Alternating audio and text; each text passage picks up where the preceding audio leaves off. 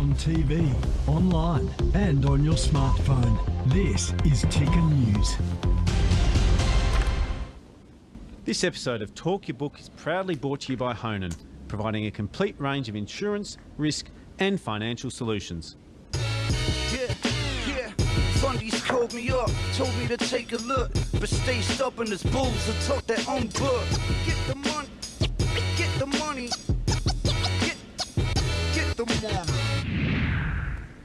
Hi, I'm Chris Judd and this is Talk Your Book, and today we're lucky to be joined by Jai Mirchandani from ELM Responsible Investments. Jai, thanks very much for making a Talk Your Book debut. Thanks, Chris. Great to be here. Now, we'll get into your stock pick in a moment. I thought it'd be a good place to start if you could tell us a little bit about ELM and what your guys' investment framework is. Sure, happy to do that. So ELM Responsible Investments is a sustainable investment fund manager. We manage two funds, the ANZ Conviction Fund, which started in 2019, and the Global Fund, which started in 2021.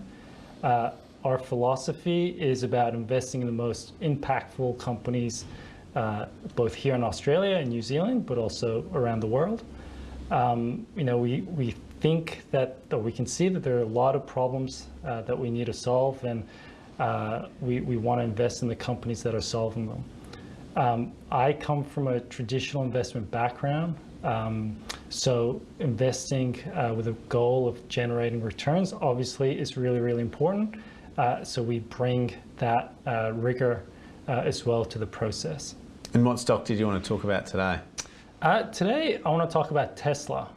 Now, I once said on air on Triple M Radio that I thought Tesla was going to be bankrupt in their debt issues about maybe 8 years ago. It came close. And did the tribe come for me online? Yeah. They've got a seriously passionate investor base. So it's a very different story to then. But for me, the thesis with Tesla is if you view it as a car company, it looks expensive, relative to other car companies.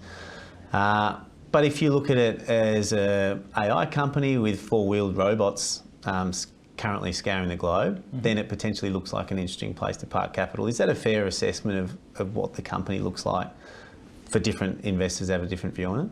Yeah, I think so. We take a really, really long-term investment outlook at ELM Responsible Investments.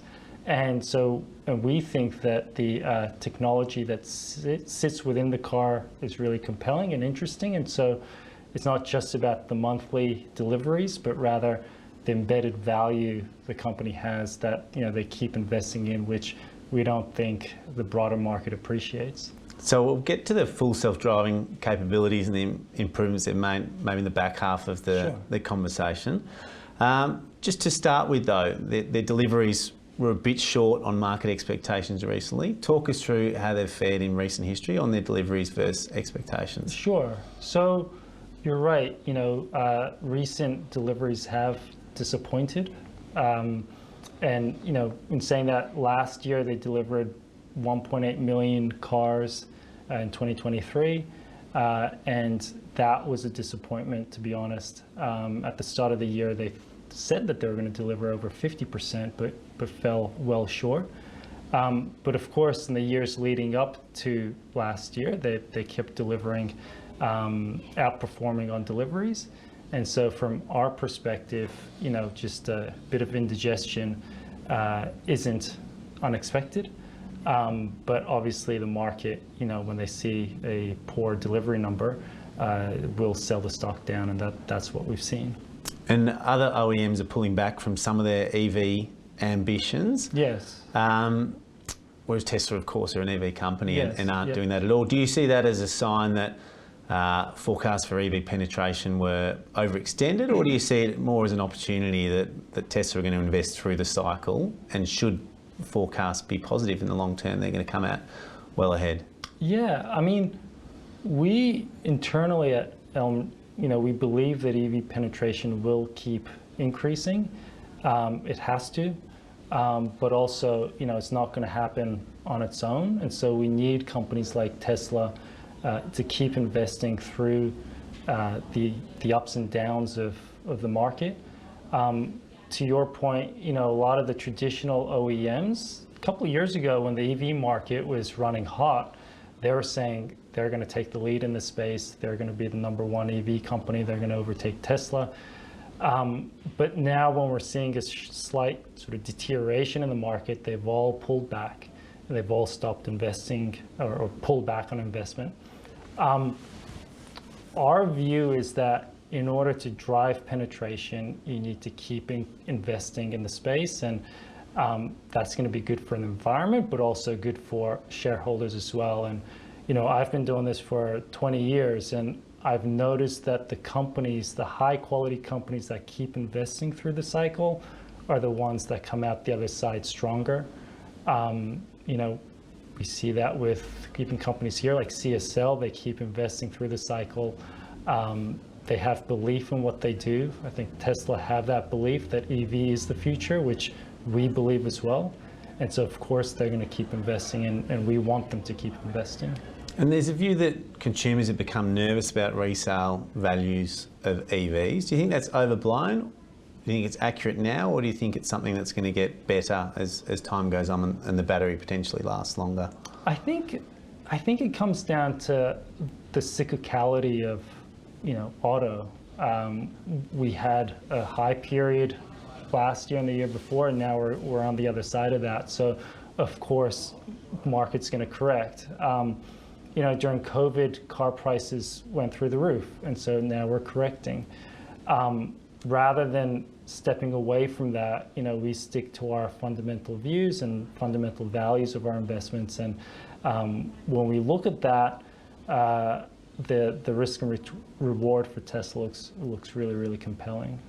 And I've had a view that businesses can do well when they sell stuff to China or when they buy stuff from China. Competing with China is really hard work, often because Chinese companies aren't incentivized necessarily to make profit. There may be ulterior motives around market share, employment in that country.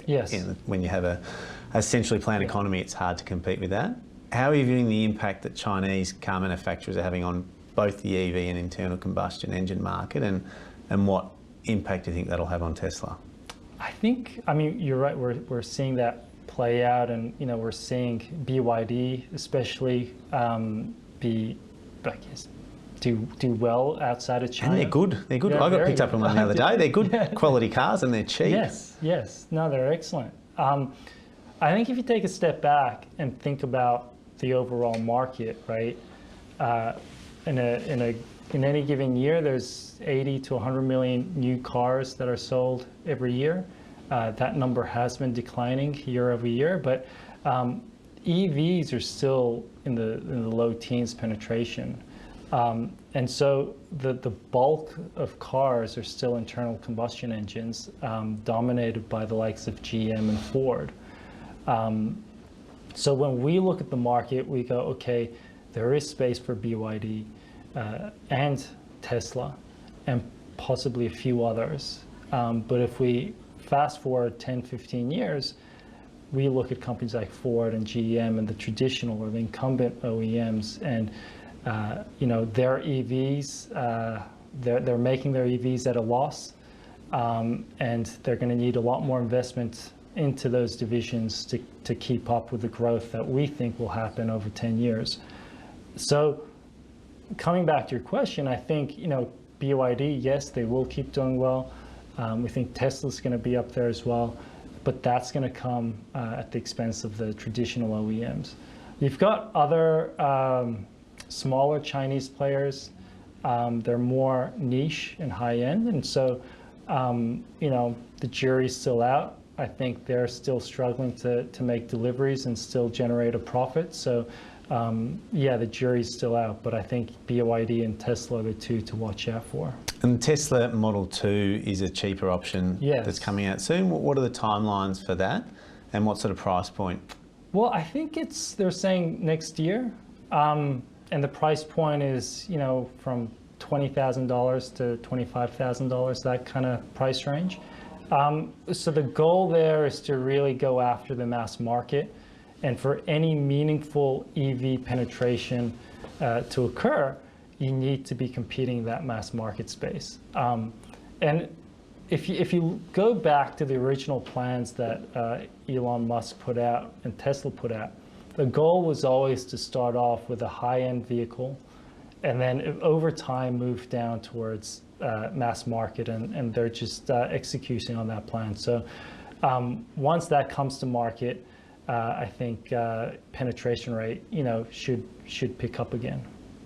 And most people are bullish on Tesla, are bullish on Elon's ability to see the future, which he's done probably better than anyone, certainly in our generation. Yes.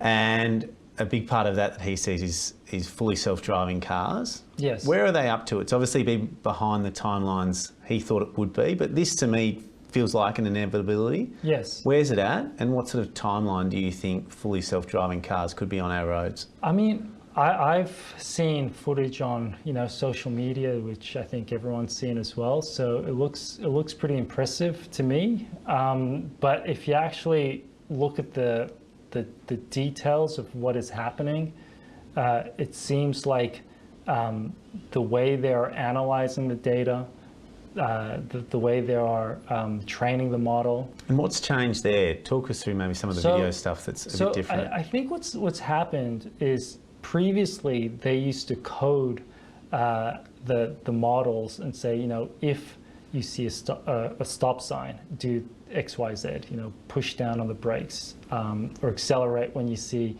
a green light. And as you can imagine, there's, an infinite different scenarios there, and everything was just binary. It was, exactly. You see X, you do Y, sort of thing. Exactly. If you see this, do that. See that, do this. And just by its nature, that takes time, and it's really, really difficult to model that way. But now using newer technology, and we've had this acceleration in AI development, which we all know about over the last couple of years.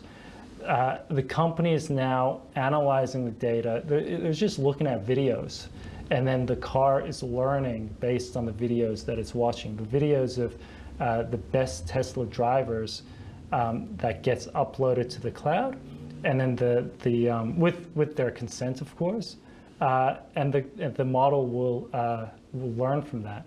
And it's not all the data that gets uploaded, but rather the most important data. So as you can imagine, it's not just the quantity of data, but it's the quality of the data. So, with cars and full self-driving, it's about those rare moments or rare instances which you're likely to experience an accident. And so they don't happen that often, but when it does happen, you have to be able to stop that, obviously. Tesla's got something like 5 million cars uploading lots of data every night. And so they are picking up on these rare events and analyzing and learning from those events from all the users that they have. The nearest competitor is nowhere near them. So if you believe full self-driving is a possibility, then Tesla, I think, is best place. We'll be back with more Talkie Book after this short break.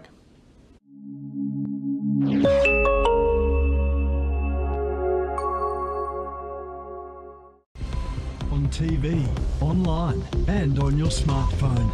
This is Ticker News. This episode of Talk Your Book is proudly brought to you by Honan, providing a complete range of insurance, risk and financial solutions. Fundies called me up, told me to take a look, but stay stubborn as bulls and talk their own book. Get the money, get the money, get the money. This is Talk Your Book, and we're with Jai Mirchandani from ELM Responsible Investments. Jai, this is the area that I just find fascinating around the Tesla story. In terms of the full self-driving capability you're talking about, you're a long-term investor by nature. Do you feel you have a different view of this because it is going to be so transformational, perhaps someone who's really managing a book month to month? I think, yes, we do have that long-term investment horizon, and so we are able to invest in opportunities that, if you're if you're trading day to day or month to month, you might miss. And so for full self-driving, of course, it's going to be a long-term opportunity, and so that's why we're invested in it. But I would say that, there are the opportunities that can deliver you the biggest returns. It's not the trading of day-to-day movements, but rather being patient and staying invested over many, many years. And particularly with Tesla, where the market is so focused on the short-term delivery number, they're missing the embedded value of full self-driving and all the other intangible assets that sit within the company, which is harder to see. You don't see that in the month to month or quarter to quarter earnings number, but it does eventually come through. And time again, the highest quality companies deliver in those projects. And so let's assume that full self-driving cars are a thing in the next, let's call it 3 years. Yeah. Let's just say 3 years. Have you thought through what the implications are for that? Yes. And talk us through what are some of the changes we could see in society if that were the case? Sure. And 3 years might be aggressive, but Sure. on some time frame. If I can say, on our website we have our Tesla valuation model for people to use at their leisure. So you can see that full self-driving is a big part of our assumption there. So we think that that's going to add a lot of value for shareholders in the years to come. But more from a society's perspective, just the act of not needing to drive, you being the one driving, you can do work sitting back. I've got 3 kids. You could drive while you're asleep. That's right. Interstate. That's right. It's also the most underutilised asset people have. Exactly. It's idle, I think 94% of the time in a car. Yes. What do you think happens to car ownership Yes. if they can be self-driving and robo-taxis become more ubiquitous? I think, as I said before, there's about 80 to 100 million cars that are sold every year. That's going to go down. Well, what sort of number, what sort of quantum could you see that driving? Let's say if all cars were self-driving. I mean, who needs a car then? So maybe 20% of possibly, cars? Yes. And there'd just be Ubers or Yes. a Tesla that now looks like an Uber? Yes, exactly. And so is that when you play this out in your head, Yeah. is that where this all ends up? That Tesla are the company that owns the car Exactly. and they lease it out to a car as a service Or type they might, model? so you might end up paying a monthly subscription to take advantage of this. But of course, for Tesla, the company, and for investors, that's a very high margin business. So you're moving away from, the single digit profit margin type business to a 80+% gross profit margin. It looks business. more like a software business then, doesn't it? Exactly. And so that's, to be honest, that's where we see a lot of value and the reason behind our investment. And to finish off, the CEO, you can't have a discussion on Tesla without Yes. Elon Musk. He's both brilliant and at times erratic. How does that work in your, even just getting comfortable with that level of key man risk in a business like this? How do you view that?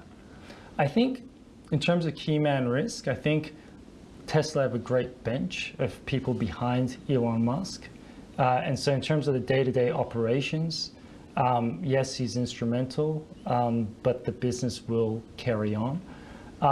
In terms of the controversy around him and his, what he's doing on Twitter and whatnot, he's a controversial person, and it makes investing alongside him difficult at times, but that's where the opportunity is. We think that's what creates volatility, because if you actually look at the company and what they have achieved, it's quite different to what you would assume coming from a person, what he says on Twitter, for example. And I would also say that if you look at, say, even companies like Apple and Microsoft that today are, great examples of corporate governance and the like. Steve Jobs, when he was running Apple, was a controversial figure. Bill Gates as well was too. And so We think that, you know, if you're investing in entrepreneurs, there is going to be a level of controversy, but ultimately you really have to look at the delivery, and the company has delivered. Jai, it was awesome. It was a thoroughly interesting conversation and loved hearing your perspective on it, and appreciate everyone for joining in. So thanks very much for coming on. And thanks very much for tuning in to Talk Your Book. We'll be back again to do it all over again next week.